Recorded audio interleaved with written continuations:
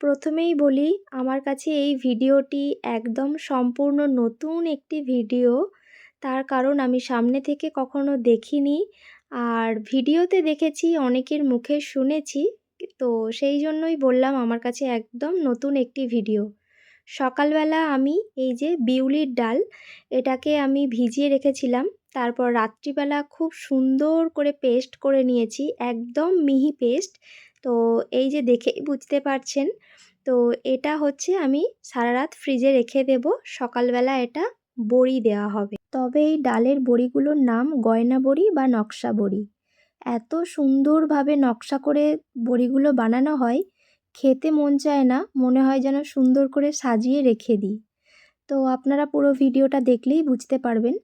তো বড়িগুলো পোস্তর উপরে দেওয়া হচ্ছে। তো এইভাবে থালার মধ্যে পোস্তটাকে সুন্দর করে ছড়িয়ে নেওয়া হচ্ছে, আর ডালটাকে খুব ভালো করে ফ্যাটানো হয়েছে।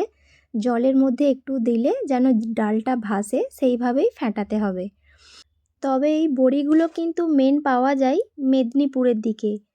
প্রপার মেদিনীপুর বলবো না, মেদিনীপুর যে জায়গাটা তো অনেক বড়, এবার তার মধ্যেও ছোট ছোট অনেক গ্রাম থাকে। তো সেখান থেকেই আর কি শুরু এইসব বড়ি। সুন্দর ডিজাইন করে যে বড়িগুলো দিয়ে দিচ্ছে, আমরা এখানে একসাথেই থাকি, ফ্রেন্ড বলা যায়। ওর মায়ের থেকে শিখেছে অনেক দিন আগে, বছর আগে বলা যায়। তো এই রকম সুন্দর করে বড়িগুলোকে দিয়ে দিয়েছে। তো কেমন লাগলো আপনারা জানাবেন।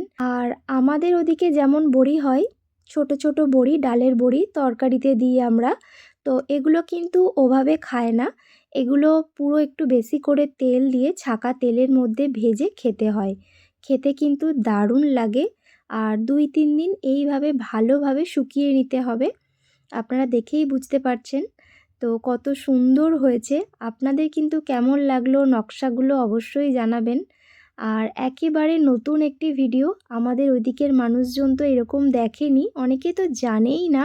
বিশেষ করে এই ছোট্ট করে ভিডিওটি তুলে ধরার কারণ, আমাদের ওইদিকের মানুষজন তো অনেকেই জানে না, তো সেই কারণেই ভিডিওটি করা।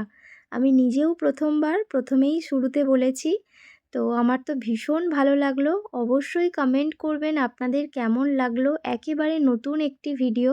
কলকাতার মানুষজন যদি কেউ খেয়ে থাকেন বা এরকম সুন্দর নকশাবড়ি দেওয়া দেখে থাকেন, তারা কিন্তু অবশ্যই সবার আগে কমেন্ট করবেন, তাহলে ভীষণ ভালো লাগবে।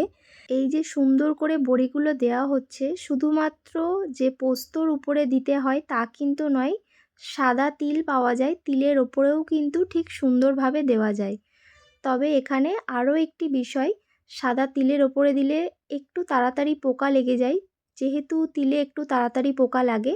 আর পোস্তটার ওপরে দিলে খুব একটা সচরাচর পোকা লাগে না, সেই কারণে পোস্তটাই দিলে একটু বেশি ভালো হয়। তাহলে চলুন আজকের ভিডিও এখানেই শেষ করলাম। দেখা হচ্ছে পরবর্তী আরও একটি নতুন ভিডিওর সাথে।